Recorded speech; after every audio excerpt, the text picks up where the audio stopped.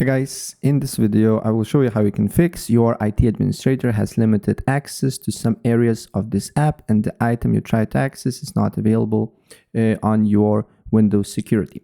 So first, what I suggest to do here is to go and search and look for Windows security, right click on it, app settings, then select terminate, wait for a couple of seconds until the app is terminated, and then you just need to press repair and wait until the process is done.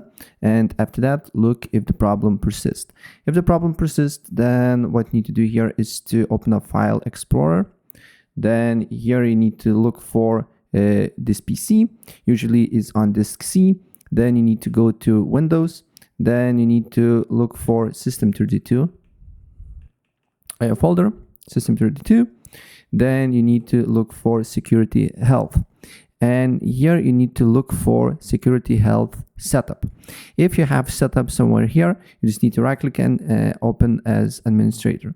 If for some reason this is not available, like for me as well, what you need to do here is to click the link in the comment section below. I will leave this link. Don't worry, it's just from official Microsoft.com page. You need to download Security Health Setup manually. So you will be given this link, and all you need to do here is to scroll down until you see here download and catalog download Windows Update, and basically it will be Security Health Setup. And as you can see here, you just need to right click and run as administrator and install it. So I just installed the Security Health, downloaded Security Health Setup.